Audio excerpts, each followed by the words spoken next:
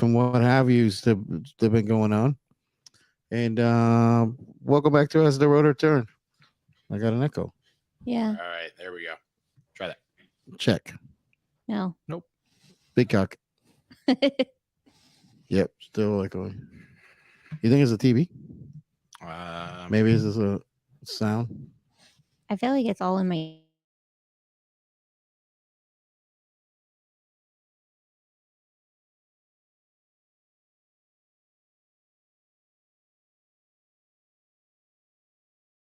Opinion. Everything. Not the opinion. No, it's back. It's there. Oh, it's back now. All right, go ahead. Weird. I'm still learning here. Oh, there she is. Hey, Miss Jody. Here. All right. She's there. We can't hear you. Just we're going through the. Oh God. Hold on. Jason doesn't know what he's doing. Hold on. Disclaimer. Well, yeah. here's a disclaimer, man. So this is gonna be my opinion. This is As The Rotor Turns, not the opinion of the most handsomest deployed doctor all over the world, Mr. Benjamin. Where in the world, Abo or Abo? I keep saying that. Which one is it? Abo. There it is. Yes. And so it's gonna be my opinion, not the opinion by the Houses the Rescue Company one gets us a job or work.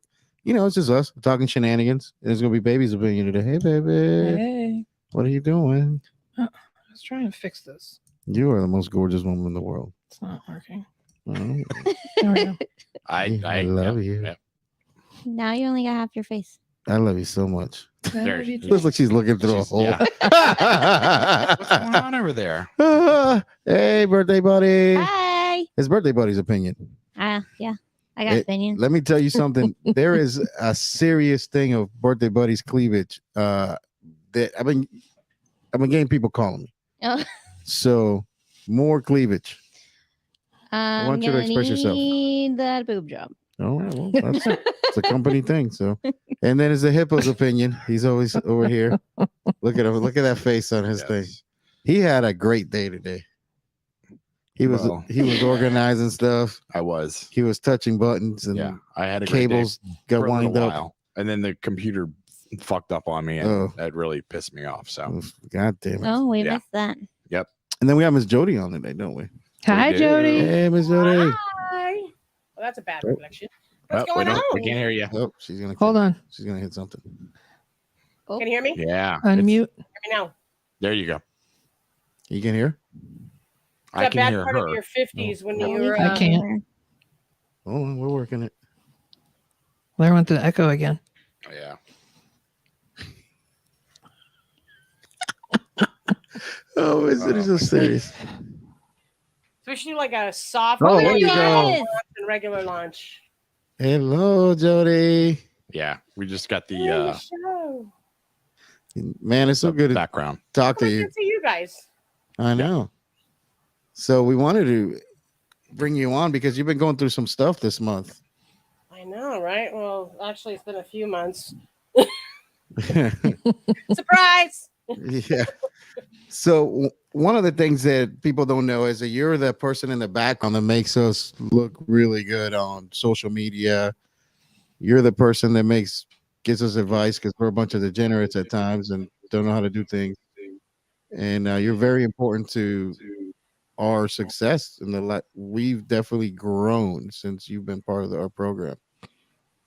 It has been like so awesome working with you guys because, I'm 1.5 million years ago when I used to work at EMS, you guys kind of brought that all back out. I mean, I worked, it's funny. I still remember like my mom was a unit secretary at a Tri-City hospital in this little town in San Diego. And I used to sell, I was like 16 and like was selling earthquake braces for mobile homes and making a fortune. And my mother was like, yeah, I had a real job, good Irish mom. And I was like, real job? I make more money than you. Yeah, probably not the best thing to say when your mom gets so grounded.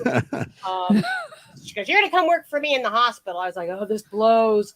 And then I saw my first code and was like, oh my God, I want to do this forever. And then my first EMT class, they're like, they make $5 an hour. I was like, again, this blows. Yeah, but did it for over a decade, and then left to play women's football, and then started 65 Media. And here we are. So you guys have kind of like rebrought that whole thing back out. Thanks a lot. No. I'm glad that like a lot of people don't know that there's professional women's football out there. Yeah, and it's becoming more prevalent in I almost said the NBA. Where the hell is that? See, it's sport crazy town here right now because the Padres are rallying the Phillies right now. Yeah. So I know. My Yankees are playing Houston right now. Yeah, it's they were losing anyway. That's a whole other show. Okay, I'm like getting off track. So yeah, women's football. I actually called in sick from San Diego Fire to go to my first tryout. Oh my God! And then here's where you get busted when the news shows up and your name is plastered across your chest. My captain was like, "Saw you on the news." I was like, "Awesome." Oops. Yeah, you made the team though. Yeah, it was. You know what? I used to always joke and say it was cheaper than therapy, because where else could you go kick the hell out of somebody for 60 minutes and not go to jail? It was. God. I learned so much, ironically, about owning a business, playing football. I mean, Carlos, you play football. I mean, yeah, absolutely. There's so much camaraderie and teamwork, and you can't. It's like you got to dust yourself off for another play. But every year we got our asses handed to us by the Dallas Diamonds. I mean, these girls were big. I mean, like their kindergarten teacher used to squat like she was like their running back and used to squat like 480. I mean, she's insane. Wow. Yeah. But they killed us like every season. And then in 2007, we hired a new coach and typical women's sports. I was the marketing director, worked a full-time job, and then played. So people used to joke and say, like, what was the difference between like you and Junior Sao? And Junior was still alive, and I was because Junior gets to sit in a tub on Monday. I got to go to work. Yeah. The differences of women's football, well, there's many, but we played by all NFL rules. Full contact. The play clock was shorter, so we used to always joke, see, it's proof women can make a decision faster. Yes. But we finally won in 2007. But it was funny because I remember working at the ER, and one of the hospital doctors there was the domestic violence head of San Diego County. Was in the hospital that day, and we're suturing up this patient, and I play the lines. I'm bruised, all up on my arms. Yeah. He's like, looked at me and he's like, do we need to have a conversation? And I'm thinking this guy's like going to tell me he's like an alcoholic or something. I was like, why do you have a problem? And the patient's like right there. Yeah. I was like, no, I'm not that girl. Like I always, my stepkid, he hates going to football practice. He hates playing football, and I tell him there's no way to learn how to be part of a team and be a good human being than football. Because it's the one time that it takes all 11 people to make a move. And, you either, die as a team or win as a team, so it's been one of those greatest things in my life is being able to strap it on and hit, So strap it on. You know what I'm saying. No, but what I like too about football for young kids is it's like one of the few sports where you have, when we used to do clinics for the Girl Scouts, you always, there's a position for everybody. So you have the little pudgy girl has a place on the line, the skinny fast girls could be the receiver. So there really was a place for everybody. And that's what I really liked about football. And it's so funny because I remember, this is back, 2003, 2004. People would say, oh, do you guys pull hair? Oh, do you wear earrings? No. Now you watch NFL, all the guys have long hair. They're all wearing earrings. Like, are you kidding me? But it's great to see, of course, there's always that instinct where you wish like, oh, I wish I could still play. And then my knees like, the hell you do. But, to see the progression, there's actually, I think there's 8 now women coaches in the NFL. Full position coaches, not just awesome kicking coaches. So you're starting to see it more. And, it's tough for young girls to get in because this is one of the only sports that there's no breeding ground to go to college. So you don't have, it to go. You basically go from, being a housewife to playing women's football. So, unless you're playing other sports. Although I say that now, all the players now that I know are going to be like, "What? What the hell did you say?" What are you talking about? Because they're You know, younger. I just I stopped would get my playing. ass I played handed to semi-pro me. ball here in Florida, and I just stopped. Probably it's been last This year. is the first year you didn't play. First year, yeah. So I miss it horribly, and every time I run into somebody, hey, man, you playing this season? I'm like, no, and I blame it on Trish. It is You so know, not my fault. So Tom Brady is getting a lot of crap right now. And okay, some side just look, Amanda's ready to be like, yes, and he should too. No, but I can understand a little bit. It's hard to let go. It's almost like being an addiction. Yes. I mean, I remember. I mean, I literally could barely. Well, my knees are like bone on bone. 3 years ago at Christmas, I had another coach from a new San Diego team texting me. He's like, "Hey, can you come out? Just play a little." You know, it always starts like this: just play a little bit. You know, Yes. Here, just take a little bit. And we're No, you can't. decorating the Christmas tree, and I'm literally walking around the tree like I'm cheating, like trying to text, like, "Wait, what time is practice?" Like, you know, terrible. You know, it's funny. I played the last game of the last season, and it's the boys won. That we went to the championship. We won the championship, and like be able to go to that last game. I was like, babe, this is the last one. I promise. I don't care. You I can know play you if you don't. want. I know you don't. I get a look, and you know, Jenna get the look. You don't get a look. Every time my knee comes out, she gives me a look and stuff. So Not my knee. But there's no other human being that could be fits better into this company than you do, and it's one of those, especially because we don't even you're so far away a lot of the time, but you are always on it. You're attentive, and that's why when a few months ago, like, we were like, man, you like disappeared for a second. And we were like, man, what's going on with Jody? And then that's what brought us up to this day. Yeah, to this next subject. So yeah, I mean, I don't know if you guys know the whole story about how I even found out, but No. I have a girl that I went to high school with, and she is actually one of the executive producers for NBC for the Ellen show. And Ellen, went off the air, and so they were doing all this Facebook stuff, and I'm on Facebook looking like, why didn't I see Allie on there? And so I click over to her page, and you know how Facebook now, the algorithms, you're not always on the same pages all the time. And there she is getting chemo. I was like, what the hell?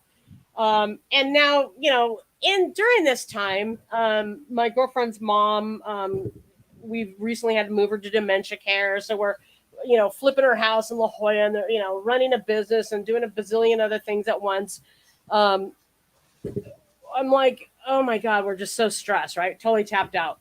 Yeah. So I'm looking at this page and I'm reading this thing that she's got breast cancer. And I'm like, oh my God. And joking around, I go, Jesus, at least I don't have that to deal with. And went, what the hell is that? And was like, oh my God. Like, then took a minute because I was like, there's like literally not one blood relative on my family side that has cancer. Not one.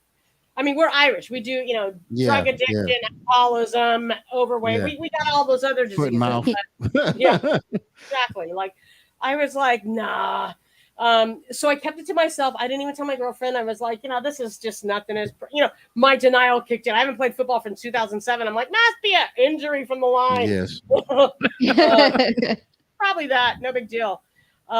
Now, during this time, also, I was doing training with San Diego Police because I don't know if you guys are doing it there, but they're flipping over using more social media into their dispatch stuff.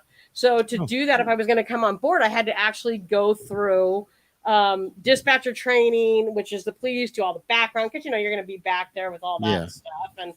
And that was like a whole other thing. So I'm like, okay, so you know what? I'm going to get insured through them because they were going to bring me on as an employee. So I was like, oh, cool. I could save, I'll get rid of my out-of-pocket insurance. Literally 1 month I'm not insured, right? Of course. So I'm like, oh my God, now what? So what do? I like what every good lesbian does. You call Planned Parenthood. No. Oh my God. I was like, oh my God. And got in for a mammogram right away and still was in, kind of denial about it, whatever.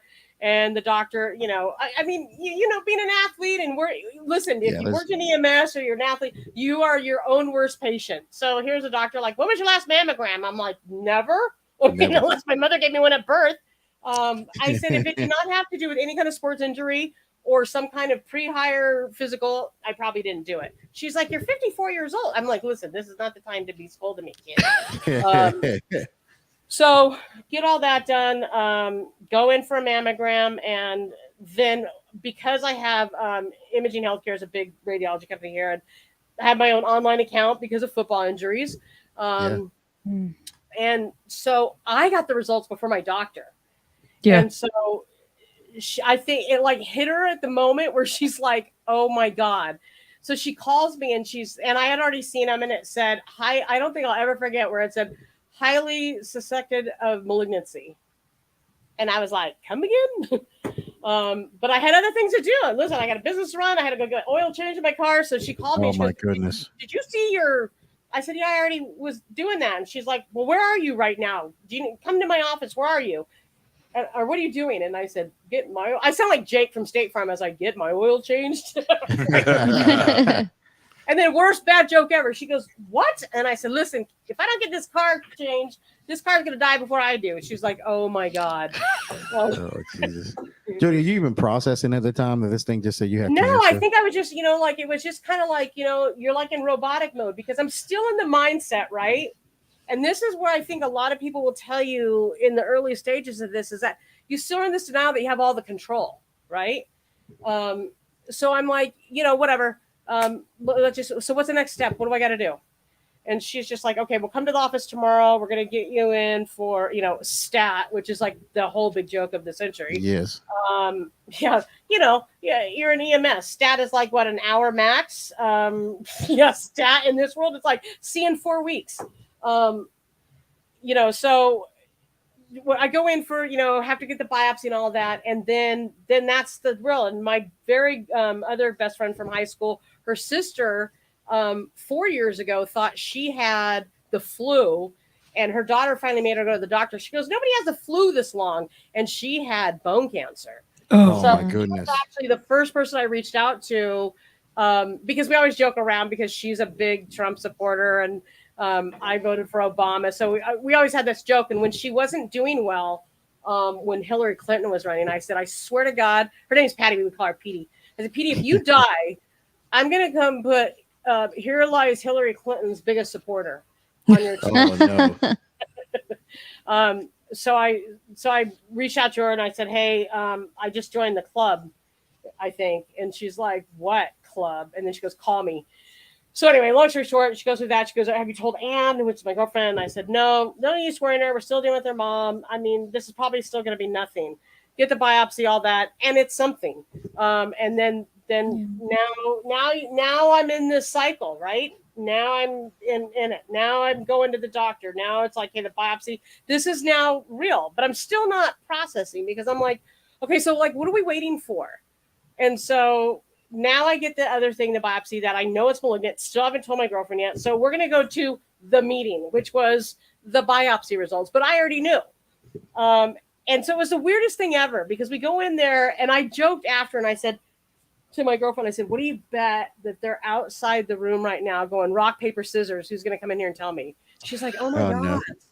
No. So Anne didn't know. She didn't know that you. I didn't tell her for probably 3 weeks. Wow. Because it was just, and then the second person I told was the lady, the couple that owns our house actually lived next door. And she's had cancer before. She's in her late 60s and started being symptomatic again, but she didn't tell her husband yet. And God love him. He's a retired Marine. He's like the nicest guy ever. But it's so funny because her dad is hardcore old school Mexican. And so he's like knows how to do everything like handy wise. Frank doesn't know how to do anything.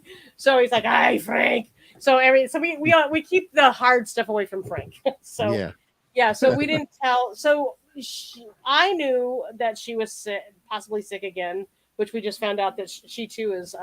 We're next door. We're doing this thing together. But she. So I told her. I said, well, come on in, because she came to the door to show me a bunny that she had just bought, one of her little grandkids. And I said, well, come in. I got a secret to tell you now. I said, I think I have cancer. She's like, what? immediately starts crying. And that's the thing, like everyone keeps saying to me in the beginning, they're like, I'm sorry. And I said to Ann, is everyone farting? Like, why is everyone telling me they're sorry? It doesn't matter. So now, okay, we'll go back to where we're in the results meeting. We're in there, and the lady walks in, and she so doesn't even know what to say. This has got to be her first time telling anyone any of this. No. Because she's like tapping me on the leg. I want you to know it's going to be okay. And I go, okay, is the building on fire? Like, why are you telling me this? And so she's like, well, okay, so we know the results came back, but the good news is you caught it early. So you're probably just going to have some surgery. I didn't even let her get the word surgery out of her mouth. I go, nope, we're going to Angelina Jolie this shit. They're coming off like, when can we do this? Like in a month. I go, we're going to just end this. And she goes, no, don't be so drastic. It's probably not even going to be anything. It's just, you caught it really early. Well, that's now I totally understand why they say don't give info if you're not qualified to do so. Yeah. Because she don't was ever not say it's always going to be okay. Because what turned out to what she thought. Now we did catch it early, but I was officially diagnosed with invasive ductal carcinoma, grade 2, possibly 3 because it started breaking through to the lymph nodes. Now, what my biggest thing that I've really told a lot of people, and I still at this point hadn't said anything. And, I've still got people in business like, hey, I need you to do this. I need you to do that. And I'm like, I'm like getting more exhausted by the day. And I don't really even know why. But now it's starting to make sense. But again, still think I can control all this. Never dawned on me why while we were doing Ann's mom's house, I was so tired that I went to one of those, like little clinics you can go to for weight loss and get phentamine, which is basically legalized meth. Yeah, absolutely. And you're supposed to take like 1 pill a day, and I'm taking like 2, chasing it with Monster. I never even drink Monster. Oh no. Not even understanding still why I'm so tired.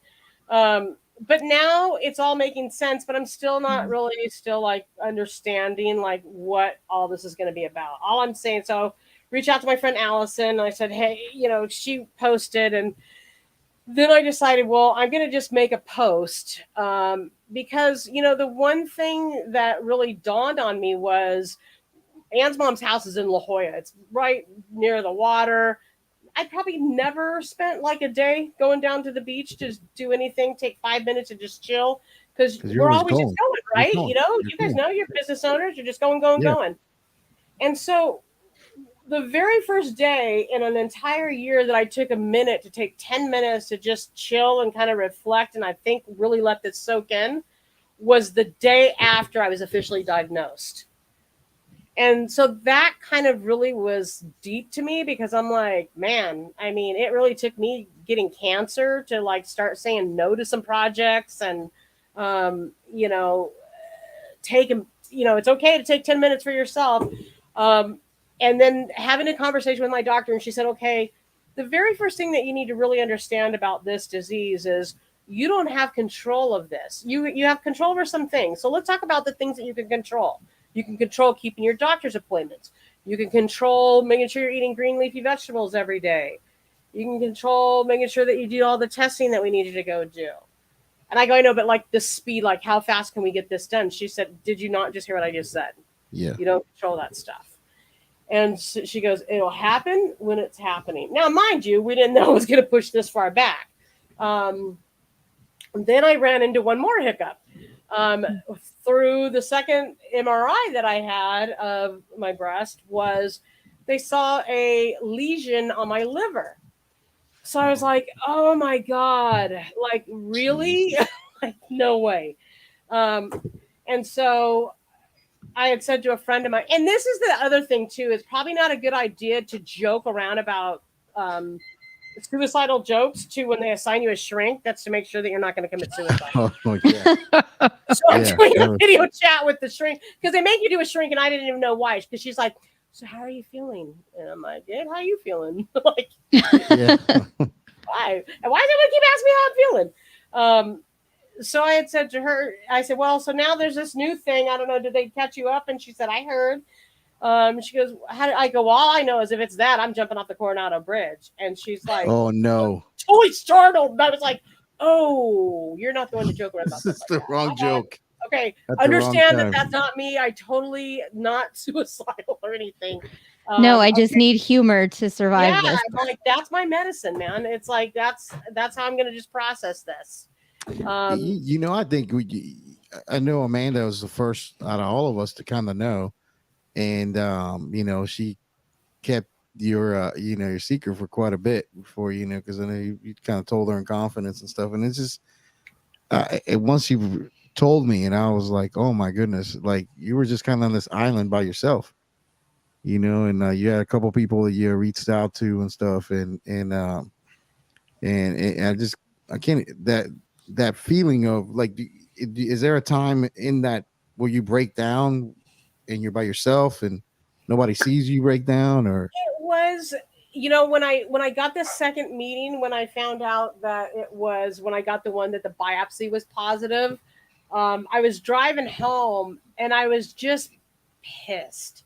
I wasn't upset. I wasn't sad. I was just mad because I had a plan of how this year was supposed to go, or how I thought it was going to go.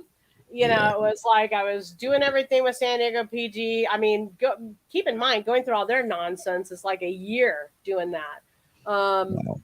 And then building my business. I had just signed a pretty big, which I'm still going to work with them, restaurant group, which was the second time because the first time the pandemic killed. So I was just driving down the freeway. I had, you know, and I'm pretty much, I listen to all kinds of music, but Guns N' Roses came on, and then an old school Def Leppard song. I cranked it up and I hit the gas, and then I noticed I was pretty close to the rear end of a semi, and I was like, "Yo, chill." And then it was like, you know, okay, let's get a grip. Like, you know, this isn't. And then the second moment was 2 days after I was diagnosed, was remembering this. 2 days after I was diagnosed, the kids at the Texas school were shot. Yeah. And I thought, you know what? I'm 54, almost 55 years old. If God forbid, I'm not saying I die, just in case the strength's listening. If God forbid that's what's supposed to happen. I mean, I've done a lot, man. I mean, I've owned a business. I played football. I've bungee jumped. I've been in movies. I've been on. I've done a lot. I've had a full life. Those little kids didn't even get a chance to live. Yeah. Yeah. Ain't that the craziest thing, man? Jeez. So then it was kind of, oddly enough, it was kind of okay, because I thought, you know what? I was raised by a single mom who went through a bad scene of domestic violence when I was little. And I said, you know what? Everything's been a fight, and this is just going to be another fight. I mean, there's people that have to deal with so much worse stuff.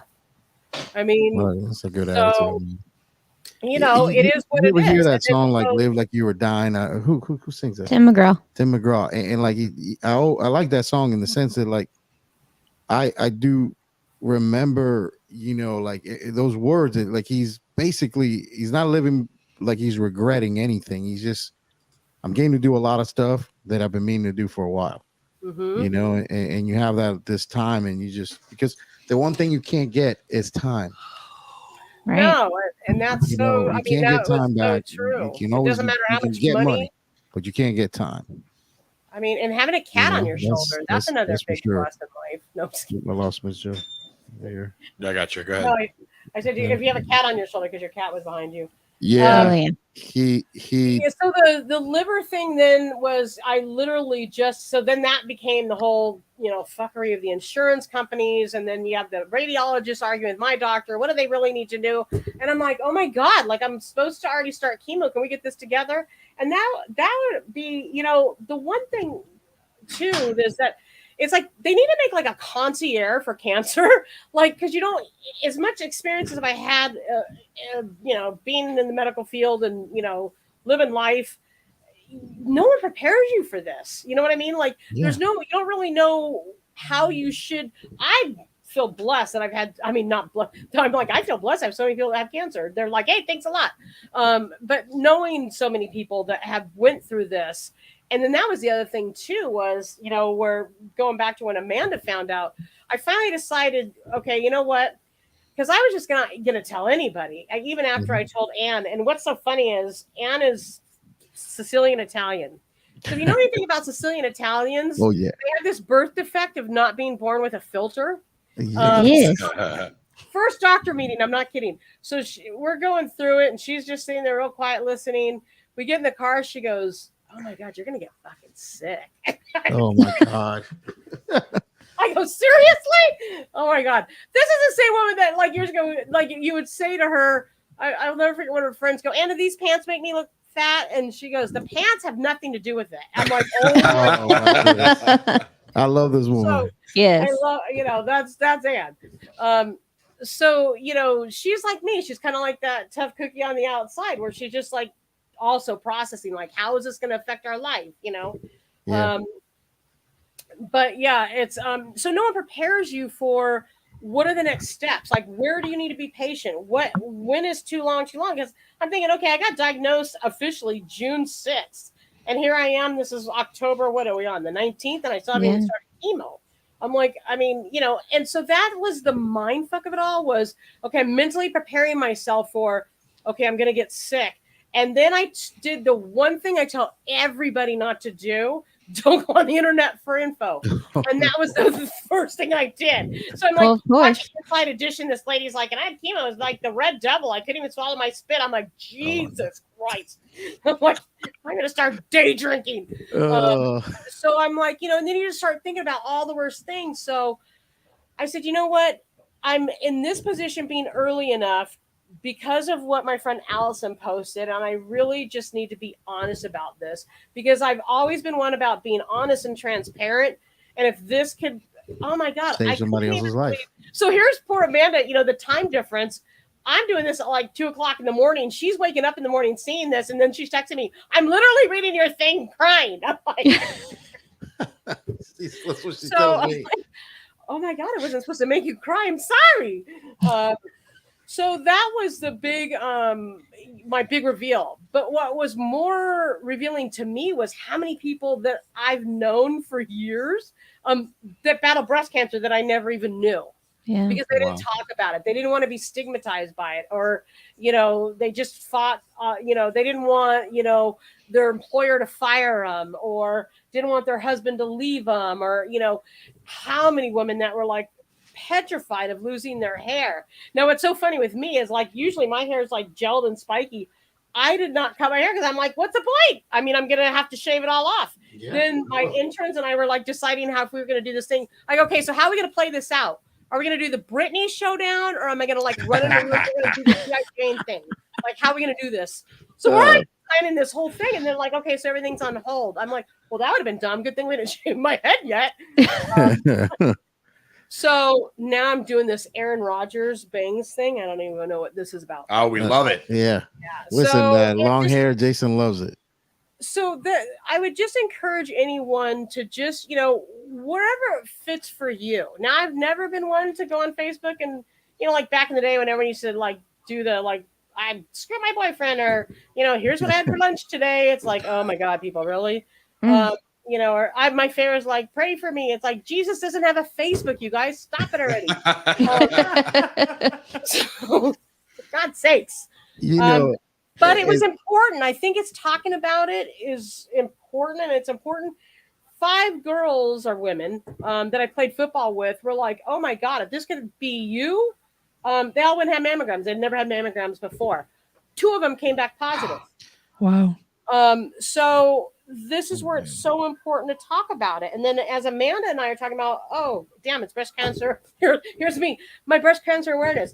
And even this was kind of a funny thing because, funny, not funny. When the whole Colin Kaepernick thing happened and everyone's like, I don't want to talk about racism. And I'm like, I had an aunt that died from cancer. And I said, well, I don't really want to talk about cancer, but we have breast cancer awareness. It just brings awareness. So it hits a little different. This was my first year buying a Crucial Cat hat for the breast cancer awareness campaign for the NFL. It hits a little different when now it involves you. It is. So now Amanda and I are talking about this, and like, oh yeah, I guess this is my first official breast cancer awareness month. Yay! No. But now I start looking into, well, what about EMS and firefighters? And was rocked. I mean, knowing Amanda, she probably got all the stats, but the very first stat we pulled about how many women that are in EMS have breast cancer. Yeah, and these stats were unbelievable. You got those numbers, buddy? I have the one that Yeah. her and I were talking about. Yeah. So approximately 16% of firefighters are women. Of that number, 15% of female firefighters between 40 and 50 years old have been diagnosed with breast cancer, which is 6 times the national average. Wow. I mean, just think about that for a minute. I mean, there's not a lot of diseases. And listen, like a very good friend of mine who's a guy who was like, well, don't forget men get breast cancer. I mean, I think it was Terry Crews battled breast cancer. That Shaft, the most manliest man on the floor, Richard Roundtree died of breast cancer. Is that correct? I mean, that's, that's crazy. So one thing that my doctor had said to me, because now, everything's taken so long and now I'm like ready to have a meltdown, right? I'm like, this stuff's like bubbling like dish soap in my body. Like, why are we taking so long? And he's like, breast cancer is one of the slowest growing cancers there are. I'm like, oh, that's a relief. Not, but he did say that one of the things we've come so much farther as the treatment itself hasn't changed a whole lot because it works, but it's the detection that's really, kind of come around more. From what I understood from what he told me is that they know pretty much now, like they can detect like first cell that somebody's got cancer. Yeah. What they're trying to decide right now is when do they treat it? Because so many of us have had cancer and don't even know it, and our bodies fought it off, and that was done. So where do they interject on, when does a medical field step in and provide treatment? Because we don't want to get so sterile, you know what I mean, where we don't let our bodies fight anything off. So we have to get to that. So that's where they're trying to figure out right now is where do they draw the line of that, of where do they interject for treatment when they don't. But, one thing for me going through this, I thought, God, can you imagine I'm getting to run around so much and then you're on like a minute's notice to go to doctors if they have an opening. I said, God, can you imagine for someone that has to like ride the bus or, that doesn't have the resources? And then you think people that don't have they're so ashamed to go to Planned Parenthood. And now we're trying to end money for funding Planned Parenthood. And Planned Parenthood does so much more than, abortions, that they do early breast cancer screening and provide breast control treatment and birth control and things like that. Which another interesting stat I learned yesterday, why birth control is important. I was like, oh my God, being gay might have just saved my liver.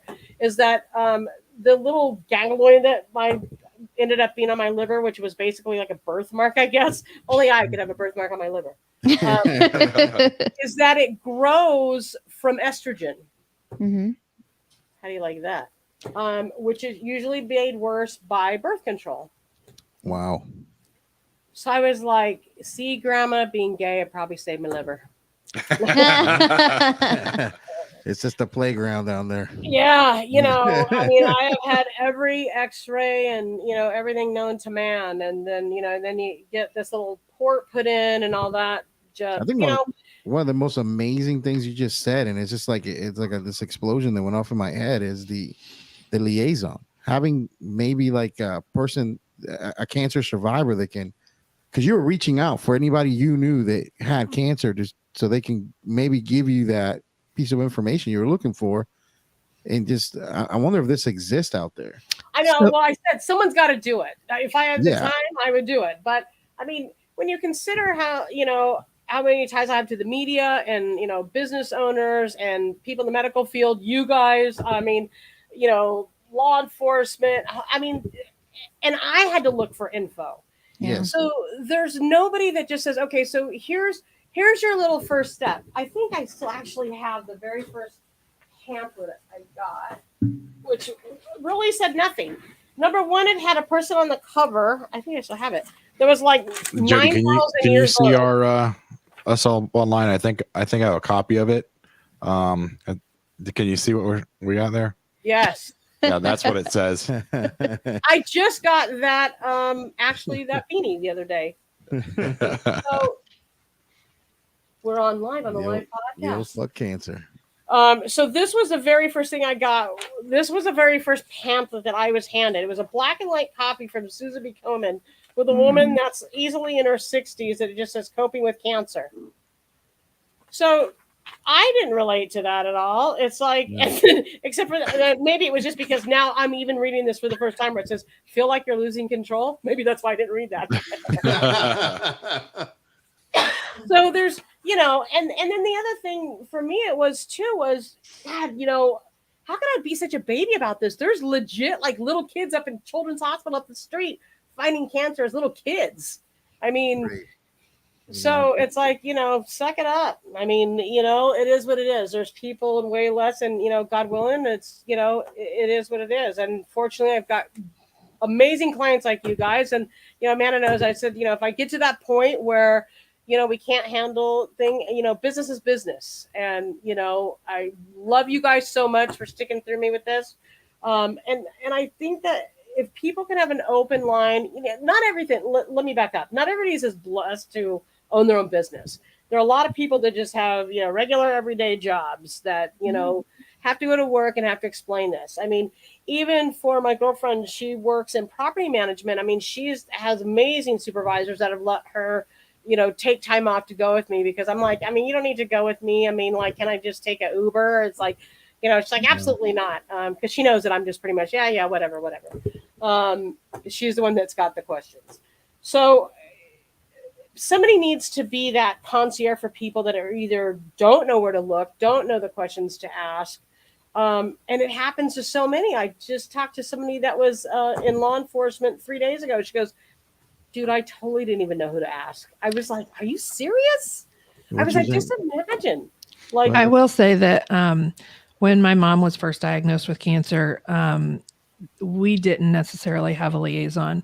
And then I talked to our vet who recommended a different oncologist. And we went to see that oncologist, and they are absolutely amazing. Like, I quit the job that I had and went to work for the other big place around here. A lot because of the way my mom was treated as a patient. He's an awesome human being. You tell her that lady's name is Dr. Shimp. Dr. Shimp is fantastic. She's an awesome person. And, I love her. And she has the ability to explain stuff to your mom in a way that your mom understands it. And my dad understands it. Dad understands it. And they're very skeptical of everything. And they understand and they receive the information. Yep. And like, they brought in, that's exactly what they called her. They were like, this is going to be your liaison. If you have any questions, whatever you need, call her. She's going to tell you what your schedule is going to be. And see, that's another thing that you just mentioned there too, is that not only it's just not knowing, but it's like who exactly you turn to and when. And then not knowing the doctor. So when my GP first told me, okay, so you're going to get, I'm going to send you to this guy. He's the surgeon. I was like, okay, great. So go into the surgeon. That was the first guy I saw. It was the cancer surgeon. And he's like, so who's your oncologist? And I was like, I thought that's who you were. What am I doing here? And he's like, well, so so there's going to be a team of us. And he's like, you're going to get a whole team. And he was like all psyched. He was like, we're going to do it. I was like, all right, buddy, we're going for the playoffs. He's like, you're going to have me, and then you're going to have, and that was the other thing. Because so remember in the beginning, I told you it was first going to do surgery and some chemo pills. Totally not it at all. Going to end up doing chemo, a lumpectomy, and then radiation at the end. And it's 3 different doctors, and no one told you that in the beginning. So I was like, so when he's like, who's your oncologist? And I was like, isn't that what you are? He's like, no, I'm the one that's going to do the surgery. He goes, so what I'm going to do is refer you over to let the radiation guy and the chemo guy will decide, which way to go first. It'll depend on the tumor size. And, they knew there was a whole science behind it. I had no idea what one we were doing first. In my mind, I was like, well, I don't want to do chemo at all. So we could just kick that guy to the curb. I mean, I don't even need to go see him. I'm good with just you. You're a nice guy. You know how to do chemo? Yeah, exactly. I was like, we don't even need to do that part. I'm good. We can skip that. But then how it was described to me was just, you want to make the tumor smaller so it's less invasive for surgery. I mean, back to football. I'm like, I'm cool. I mean, we don't even need to still do that. You just take the whole thing. I'm good. So, but then my friend Allison did it. She's like, chemo. She goes, I did 4 of them. She goes, first one, not so bad. This is the girl I used to go ditch school and drink with. So she goes, then it's kind of like second one, you're kind of like hungover. I'm like, oh, I can relate with that. And then third one, yeah, kind of kicked me on my ass. Fourth one, it was like I didn't even have chemo. And then, so now I go see the radiation guy. And he's like, okay, so yep, you're going to see me last. And I'm like, okay. And, it's like doing stations. You're like, Yeah. it's like when you take your EMT test, you're doing the stations. And I'm like, boy, my legs have cramps. Oh, wait, wrong thing. Yeah. Stay safe. Be aside. Number of patients. Yeah. So he's like, okay, so you're going to come here every day for 30 days. And I'm like, what? I don't have time for that. Again, back to thinking I had control. Like, Yeah, I'm like, I can't come here every day for 30 days. He's like, it's 15 minutes. And I'm like, oh, okay. Yeah, I got time for that. Like, that's good. So now I'm back in the other guy's office and he's like, okay, so, what are you going to do about, do you work? I said, no, I have my own business, work for myself. And he's like, okay. He's like, I said, so traveling, I said, if I do any traveling, for work or anything. Now, meanwhile, Trisha's like, when am I going to get you out to Florida? And I'm like, flights aren't good right now. Yeah. Let me see how this plans out. Because I'm still trying to be a better person of letting go of the control a little bit. So, how's Ann doing? yeah, so that's where I'm at. And I just, like I said, I think that it's really important that, I joked about this earlier today. I said, it's kind of like coming out again a little bit. On Friday, Friday the Padres played? So there was like 5 of us, my high school friends from, on a group text about the Padres. And we're all joking around. We're like, oh, we can't do it. And now they all have their kids. Like, oh, she's got a birthday party, blah, blah, blah. It's like, well, we'll all get together for the Charger Raider game. Because half of us are split, right? Yeah. And I go, and beside the boss said, I forgot I can't go drink tonight. I had a liver biopsy. And so everyone went quiet. Like everybody was like, texting, and everyone went quiet. Nobody knows what to say. Oh. And so I said to Ann, I said, man, really? Like I expected the comeback of like, shit, you still have a liver? Like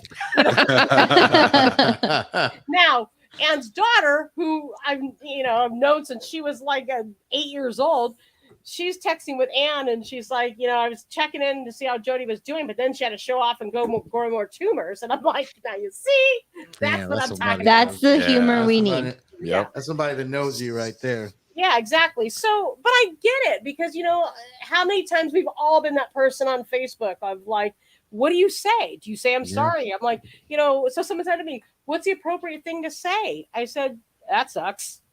That sucks. Like, I think just, recognizing it and lightening it and passing it on and saying, hey, I'm thinking about you. That's it's a big thing. It's what your comfort level is, because obviously I'm not going to say something like that to, somebody that's older, more refined, or, somebody's know mom your audience. that I know. Know your audience. So I said, it's kind of like coming out again. So they're like, is that your husband or boyfriend or, it's like, so it's that conversation kind of all over again, just now with cancer. So I went from the L word to the C word. It's funny you say that, Jody, like, because on Sunday, I watch CBS Sunday Morning News. Like I watched it my whole life growing up. I love the horns, everything in there about it. And there was a gentleman did a commentary. Remember, baby, we were watching it. He did this commentary about like all the different words that people want to be called now, like gay, lesbian, queer, and all that stuff. And he just said, I just want to be called straight, even though I have a boyfriend. And, and he was cracking up, like, because it's he's like, it's so confusing what I got to do, because every week I got to change my name to something different. And it's just like, you're just Jody. You're Jody. You're a human. You're who you are. My daughter said something about that last night. She said that she thinks that she may have actually called somebody a he or she when they want to be a they. And she's like, I don't want to offend anybody, but sometimes I forget, or sometimes I don't know. Yeah. Like it's okay. She's 12. Worst gay. I'm the worst gay on the planet, honestly. When I first came out, I was the one that ordered Coors Light at a gay bar when nobody liked Coors. It was like one of those bad movies where the record stopped and like, my friends were like, oh my God, seriously? And I'm like, what? And then there's me. Like, listen, I don't care who you are. If that guy offered you guys $1 million to do the gay softball World Series or whatever, you would take it. Sure would. Sure would. I am the okay. Disclaimer to all my trans friends or people I know that are trans. I got it twice. I'm like, wait, Everybody why did does. we add another letter? Like, I need like a manual. Like, wait, what are we now? Like, we're, it's LGBTQ, like elemental P. I mean, I can't even. There's a Z in there. QRS. And now there's like a new flag color. I feel like the girl at Home Depot with all the color swatches. I'm like, wait, what part of the flag am I now? Like, I don't even know. I think it's pretty cool though that we definitely are a little bit more enlightened in society now, where we can you can just you can just call yourself whatever you want, or whatever makes you happy, and like we have that freedom to do it, and that's the most awesome thing about it. But I was watching that man's commentary, and he's been with his husband for like 50 years or something like that. It's like it was a while. I'm not sure it's 50. It was long enough where I was like, man, they've been together when it wasn't cool. Okay. Yeah. To say you were together. And to survive all that time, to now be able to be free enough to, I'm gay, but I'm gonna call myself straight. Yeah. I was like, man, what an awesome time we're living in when it comes to something like that. And then if you need to be, you know what I mean? Like the AAA guy can't figure out the car. I mean, I could be straight in a minute. Like, turn on the charm, get a little discount. I remember when Ellen first came out, I'll never forget, she did a comedy skit where she was talking about, hey, you could get a discount, if you're gay, like 20% off. And it was like, no, I'm good. Like, really, you want to be gay for 20%? Like, what about 15%, 10%? Like, what percent will you admit to? What discount you're gay? But I mean, like when I first came out, like I never wanted to say the word lesbian. It just sounded like a disease to me. I was like, oh no, I'm just gay. Like lesbian? What does that even mean? Like I'm Lebanese? Like I don't even know what it. Listen, I grew up in Fallbrook, where the head of the KKK was. I mean, the guy I went to high school with was the dude that punched Geraldo. I mean, there was like that I knew of like 2 gay girls in Fallbrook when I was growing up. And I'll never forget, like they were playing on this.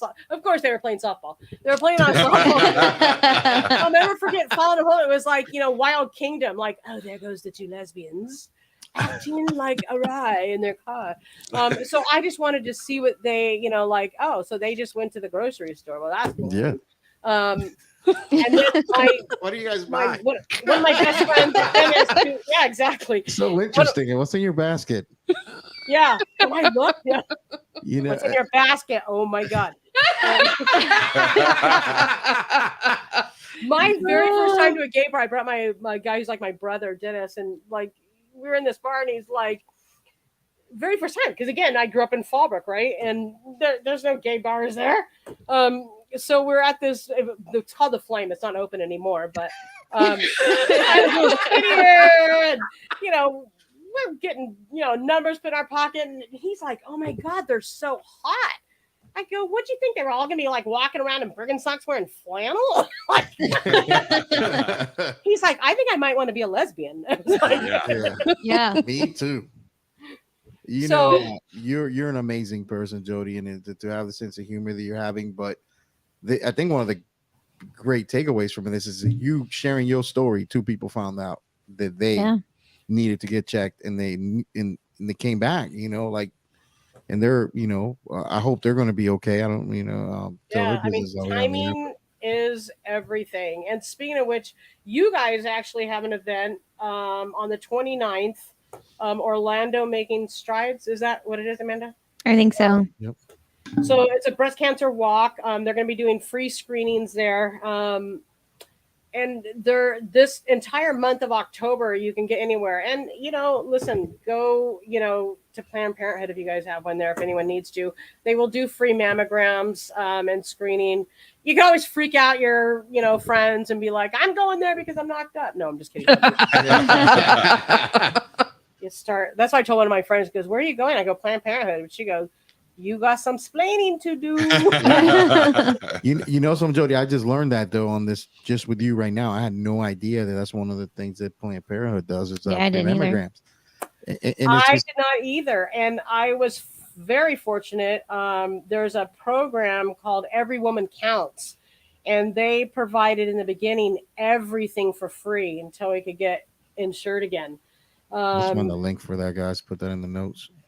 Because I mean, really, where do you go? So you think of like women that are homeless, or women that just, don't have health insurance, or, restricted means, or like I said, someone that's taking the bus or can't get the time off work. I mean, timing is everything for this, even though, yes, breast cancer is one of the slowest growing cancers. I mean, you don't want to wait forever. Yeah. I mean, because this does take such a chunk of your life in the beginning of just going through all the testing and all the blood work and everything else, and then finding out I was anemic. Oh, that makes sense why I needed to take legalized meth.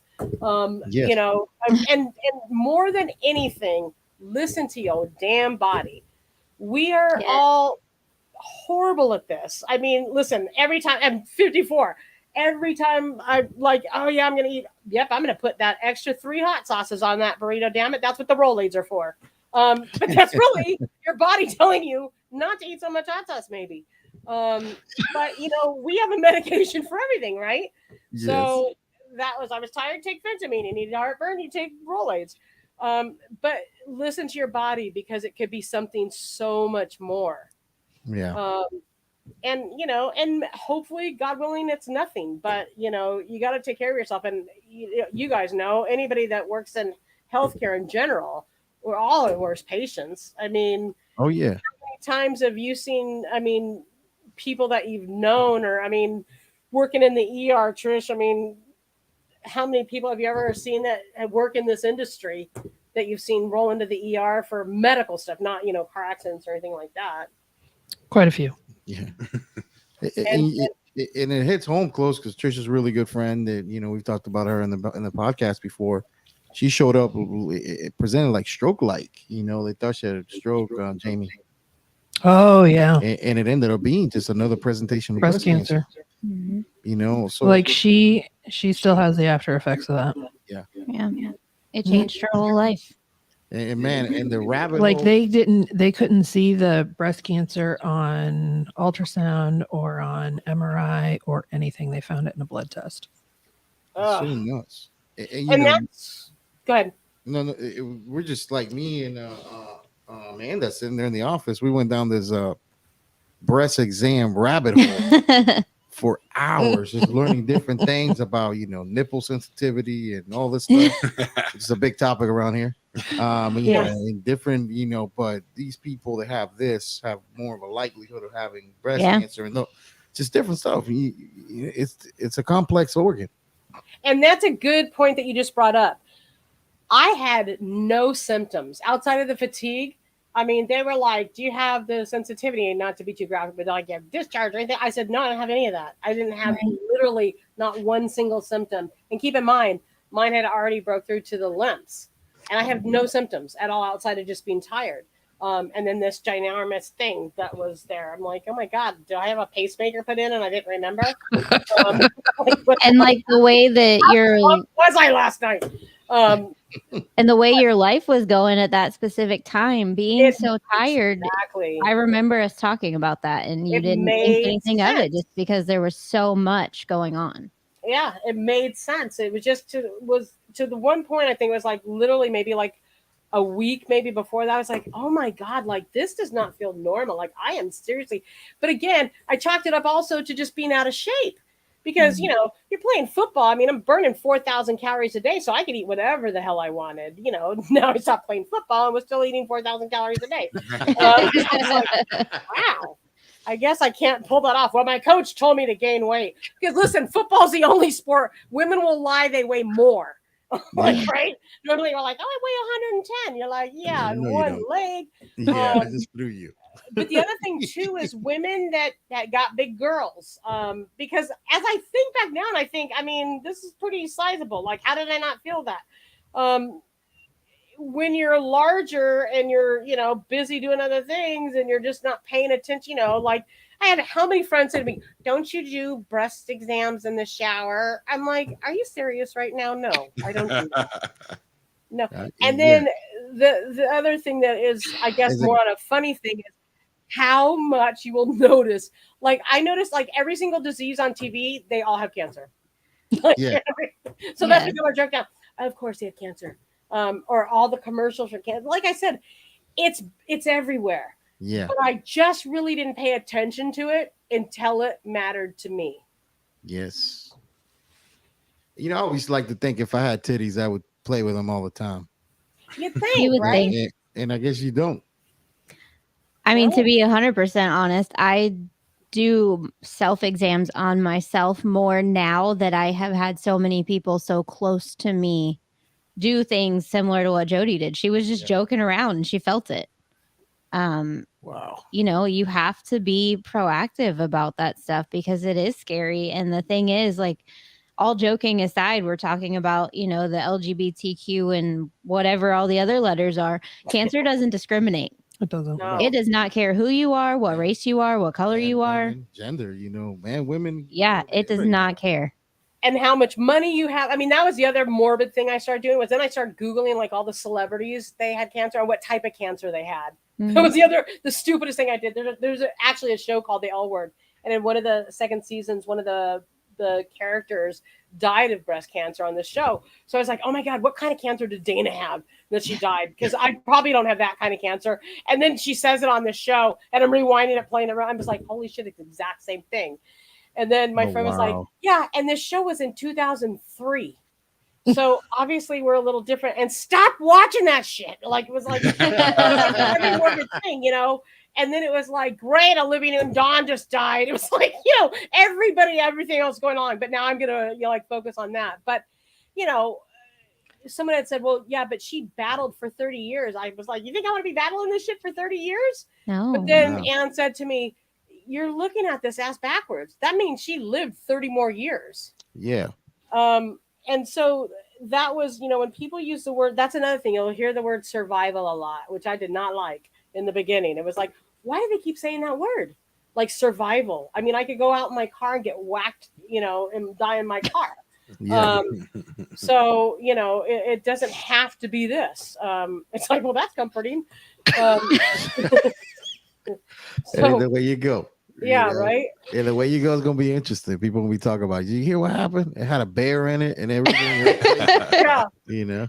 She was like going to her chemo appointment, and then the guy hijacked the bus like in that show Speed, and then she thought, I'm gonna jump the bus on the freeway, and then she thought she could fly a damn bus. Nope. But it's damn sure not going to be those titties that kill her. But it's not gonna be them titties. No. No, man.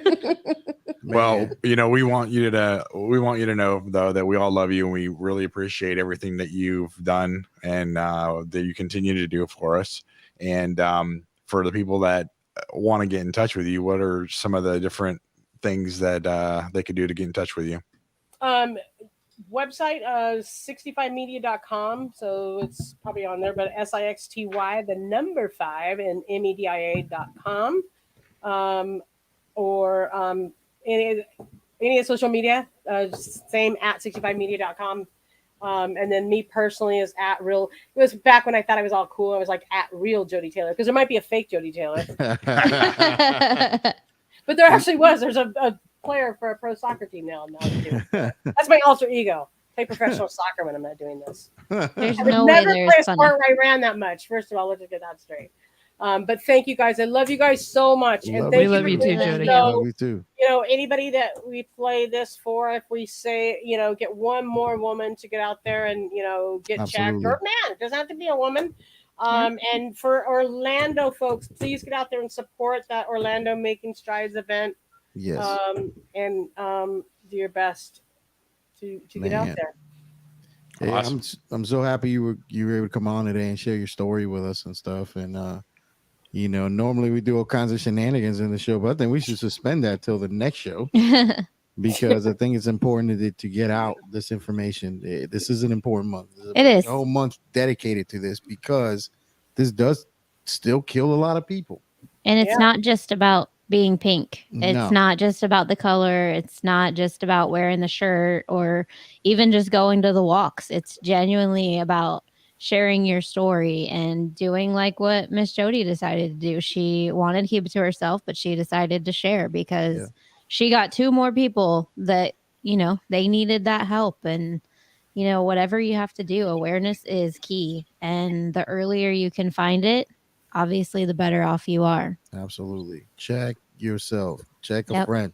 If you would like somebody to help you get checked, we'll check you here. Yeah. Right. Yeah. Absolutely. Jason is a professional checker. Yeah. Oh, yes. We're gonna have Yeah. you. Now I'm going to put the business hat on. We will have you sign a waiver first before. Yeah, exactly. There's a disclaimer. She's So going to we'll text me when we're disclaimer done and go, waiver please don't before let that. Carlos really do that. Now, in So- addition to this walk, Amanda, bring us home to what the rescue company has going on the 29th and 30th. On the 29th. Hey, oh, What? well, you caught What'd it. she say? Yeah, 29th and 30th. The 30th, we start our air medical class in Claremont. The 29th, I will be walking at Lake Eola. You guys will all be working, but I'll be there Oh, okay. for Miss Jody.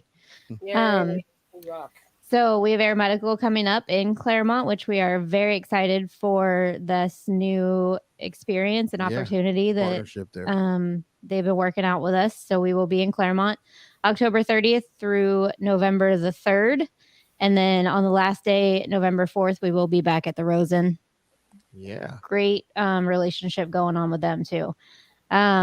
We have our new water rescue class. Will be December 5th through the 10th, and INDOC will be on the 10th. So start swimming now, people. Get to swimming. Yeah, absolutely. Like everybody calls, what do I need to do for this class? Well, Swim. Swimming is number one. Yes, swim. Yeah. Swimming is number one. Then, we kick off the year with some more air medical in another new facility in St. Augustine. St. Augustine, Super excited for that. Oldest city. Oldest city. Yes. And there's a moat. There's a moat. There's a moat. There's a moat. Oh my God, that's Sometimes amazing. cities show up on the moat. I have a feeling there's going to be some shenanigans on that moat. May or may not have already been some. Yeah. It's yes. Oh, you okay there, baby? Yeah. That was beautiful. I was just thinking about the last time we were at the moat. Yes. A moat. This time we're going to go celebrate some birthdays with Elvis. Yes. Yes. Wait. Oh, did we plan that already? Well, wait till Will surprise their birthday. Have you guys seen Sorry that? if that- Oh. I kind of thought she already knew. No Wow. idea, but that's cool. Yeah. let's share- No, let's we share talked first about of it. Because she said she'd rather go to Savannah. all. Oh, And then we said, but Elvis. I love you, baby. How's your football team there that you guys are doing medical for? How are they? Oh, yes, absolutely. So we do standby for the Conway Falcons. Conway Falcons, which Xander plays for and Zoe cheerleads for, Mm-hmm. and doing pretty good. They always do. They've been a pretty Yeah. good, solid team. Yeah. The last few years, and The cheerleaders have their first competition this Sunday. Sunday. And Sunday. yep, they have another one on the 30th. And I think another one on the 6th It's and a the lot of 19th. competition, And there's a lot of competitions coming up. It's worse than going to football games too. You spend the whole day at a football game. Girl competitions, makeup and hair We have to be there at 1:00 and they don't compete till like 7:30. for Ugh. like a Oh my 4 or God. 5 minute routine or less. Yeah, I think it's maybe 2 or 3 minutes. Yes, it's awesome. It's like Christmas. It's like all the prep and then it's over in minutes. Yep. Mm-hmm. Yeah, it's there's All right, guys. Well, I got to skedaddle, but Yeah. thank you so much for having me on. And Thank you. And we love I'll you. see here, you Miss like Jody. later. No. Yeah. Yeah. You will. Yeah. All right. Miss Jody, Take care. Thank you. Bye, Miss All right, Jody. guys, have a good night. We before we go, let's do a couple things there before you take your headset off there, lady. Well, I can't stand here in the echo. Oh, sorry. We should be done with it now. Yeah. Yeah. So here we go. A couple things though.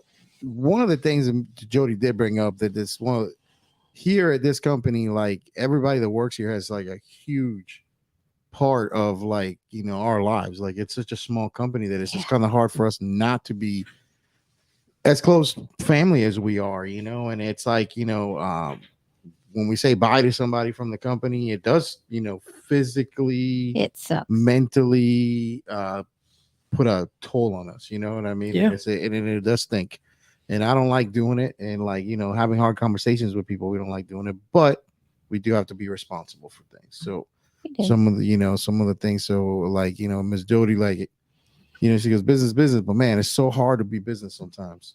It is. You know, and it's just, you know, why am I saying that? Well, this is commentary from the day.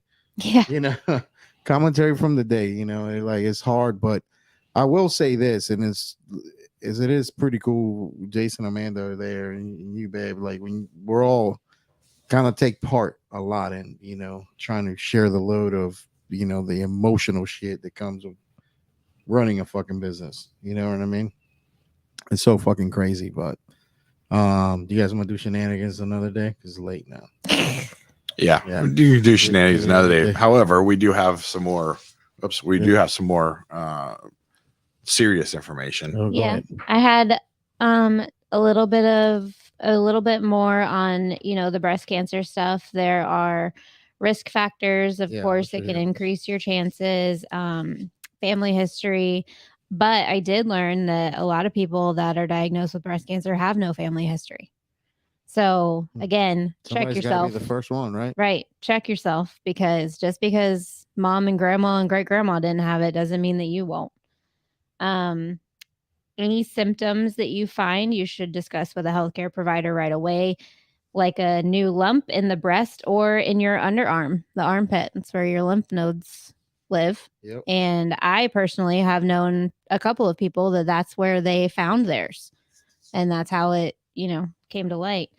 Thickening or swelling of part of the breast, irritation or dimpling of breast skin, redness, flaky skin, pulling in of the nipple or pain in that area, and any change in the size or shape.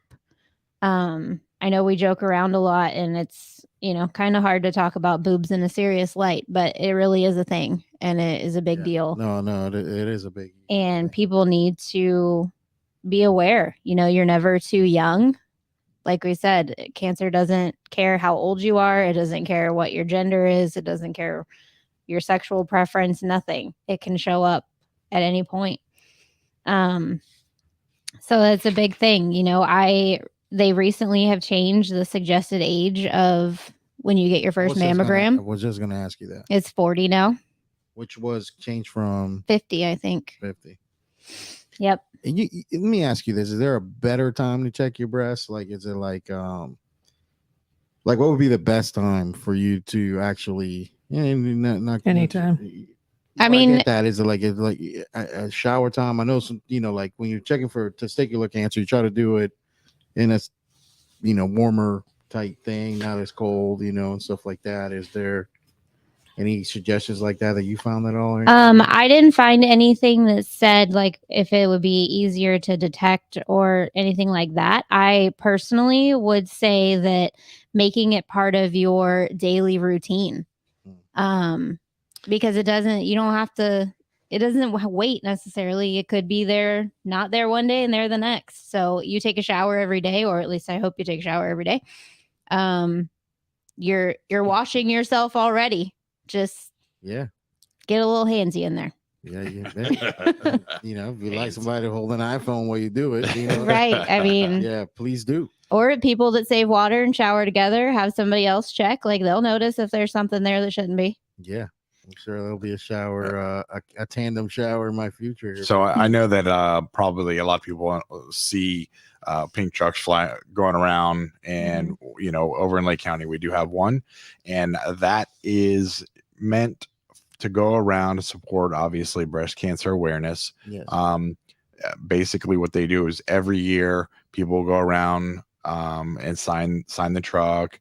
You can purchase shirts and, you know, other memorabilia from like the pink shirts and stuff like that, and that money actually goes towards helping people get mammograms, right? And so we have the pink shirt, the pink truck there, and if you want to talk about it a little bit more, I'll put up the website. Yeah, so there's actually a couple of things. We've kind of revamped that campaign the last couple of years. It has been around for several years now. Yep. And it is different from the Pink Heels tour, which does go to kind of a more corporate place.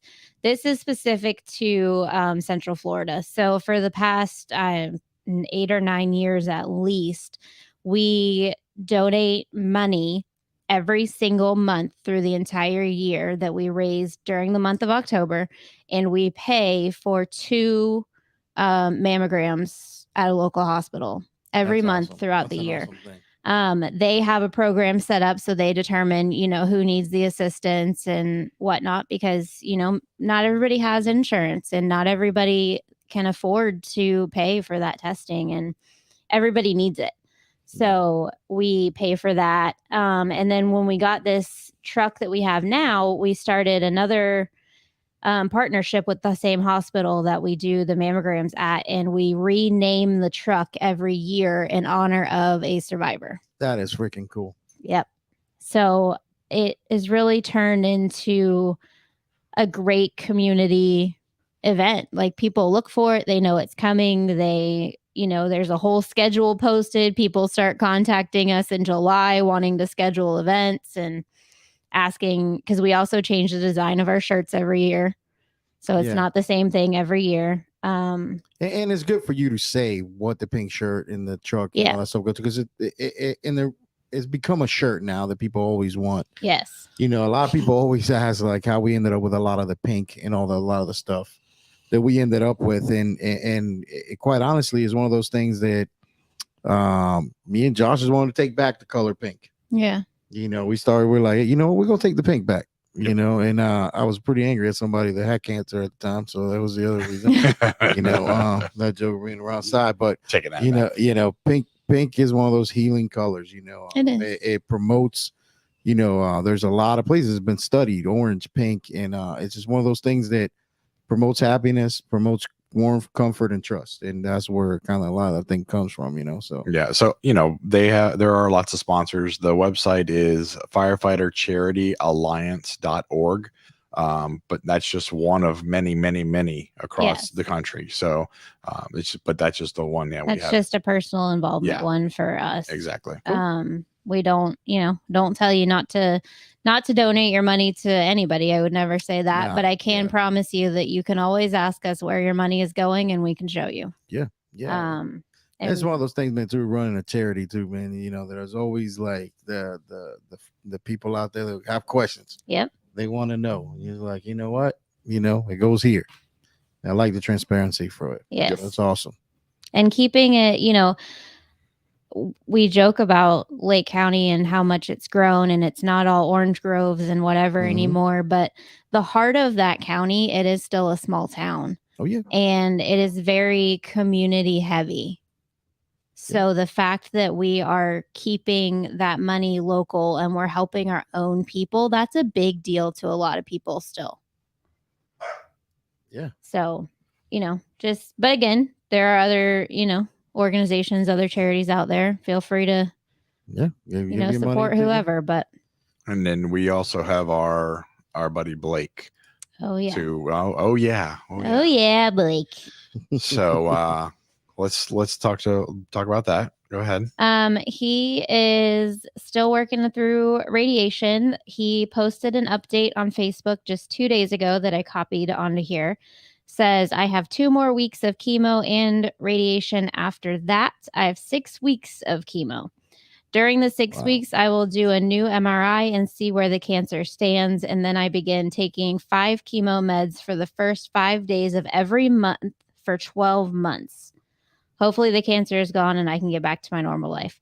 I don't think I have ever seen somebody going through such a hard thing with such a desire to just go back to work. Yeah. All this guy wants to do is get back on a fire truck or get back on an ambulance. That's all he wants to do. It's I'm telling you, man, like this job is one of those things, ain't it? Like it's just such a part of who you are. It is. And he is one of those people that is who he is. Yeah. This guy has no quit in him. I'm sure he's tired. I'm sure he's, going through a lot, and he is making t-shirts. And he's cups. Making cups, and he's making a lot of cool shit. And just because he's bored, that's really what it comes down to. He's just bored. We got some shit you can do over here. One of the coolest things the coolest things about the shirts and cups that he's making, he's doing it to fill his time. Yeah. But he's making them for people, but he has no cost set.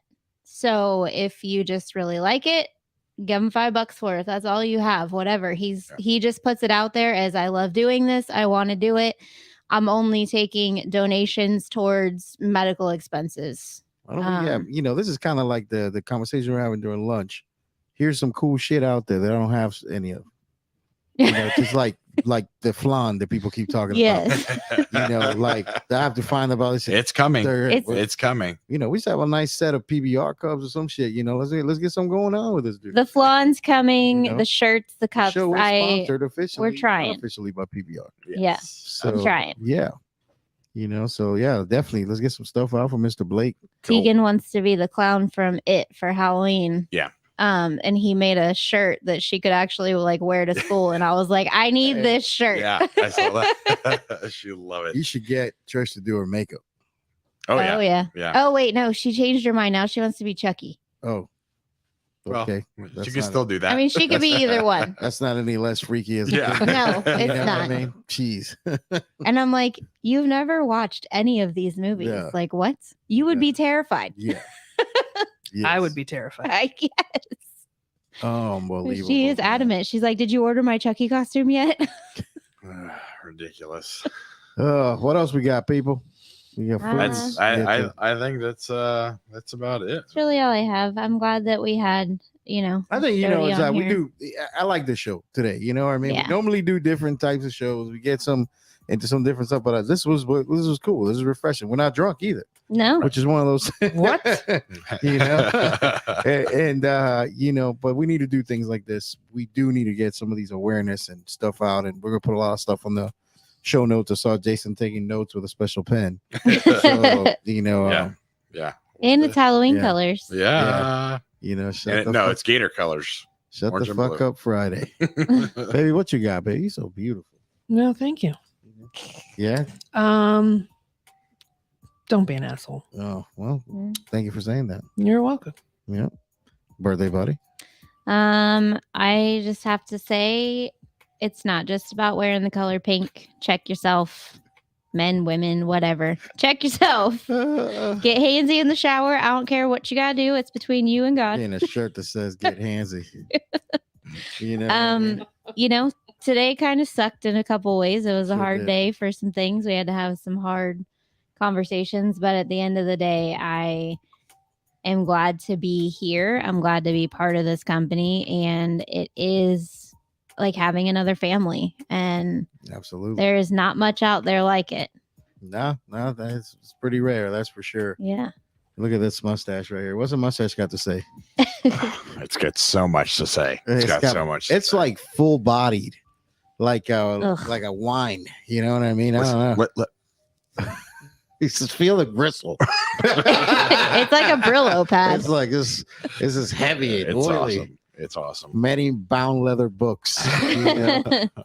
So, I think that taking life for granted is what we do every single day. Mhm. And when we have somebody that's close to us that something happens to them, whether it be cancer or a vehicle accident or a heart attack or a stroke, it takes that a lot of times to realize how delicate life is.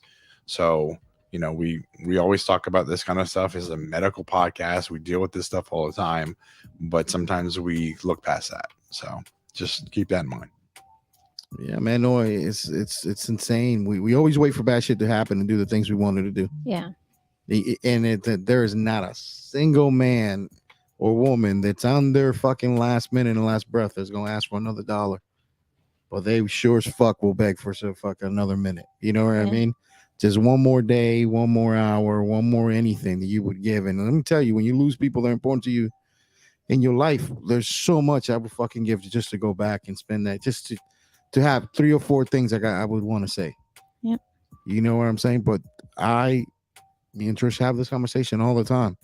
I never leave unsaid shit. You As can't. much as I try to, spare people, I would just say the shit you need to say. And it may not be good right now. Don't worry about the reaction I'm going to have. I'm just going to have a fucking reaction. There's days I don't want to hear about certain shit. You know, I'm like, I don't want to hear about it. And then, but you know, like it's my reaction. But if you got to say it.